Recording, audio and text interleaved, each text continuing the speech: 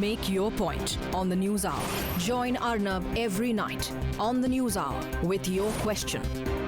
Ask your question and join the debate.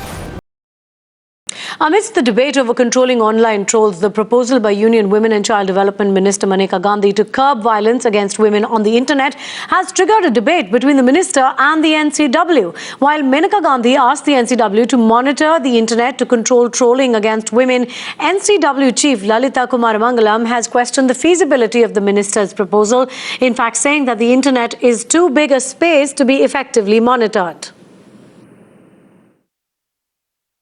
When it comes to women, this is indeed a very, very serious issue.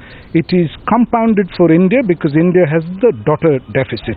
Because of infanticide and feticide, we have a skewed gender ratio in the country, and therefore violence against women is much more amplified, and online harassment of women is also similarly amplified, unlike in other jurisdictions.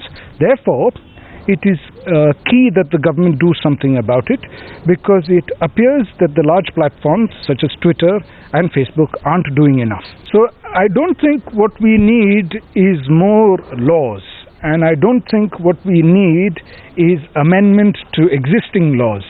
Of course, there are many older and draconian laws that have to be repealed, but we don't have to tamper with our fundamental constitutional guarantees.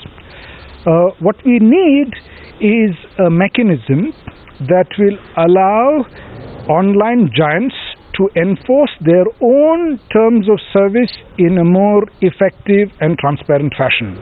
At the moment, they claim that they're doing so, but they do it in a very uneven fashion.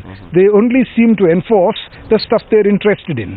Whenever any copyrighted material ends up on their platforms, they know exactly how to get rid of it immediately. But when this type of abusive material gets on the platforms, they seem to throw up their hands and say we can't do anything about it. That's untrue.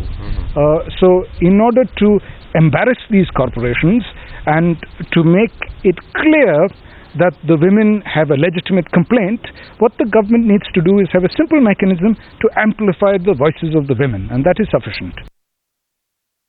We absolutely must take action. What kinds of action can we take?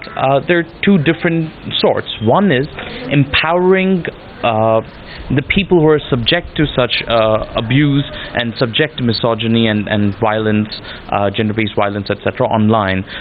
Multiple tools are available from different social media platforms. So Twitter, Facebook, etc. allow you to block people, allow you to mute people, allow you to make your own account private, allow you even, at least in the case of Twitter, to create anonymous accounts so that your identity is not necessarily revealed to an ex who's a stalker now, for instance.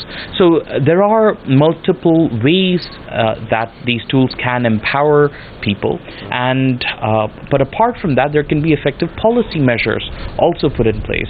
For instance, in the European Union right now, there's been a new measure on hate speech that the EU has worked out with Facebook, Google, Microsoft, and some other companies.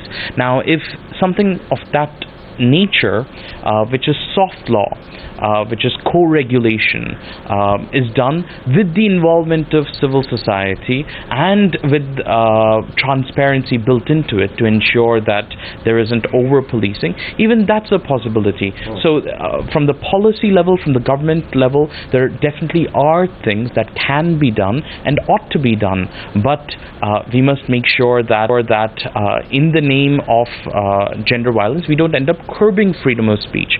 And also remember that when there is gender-based violence online, that is curbing people's speech. That is making many women afraid to speak up online, and that is also to be avoided, and that is an impediment that the government must work to remove.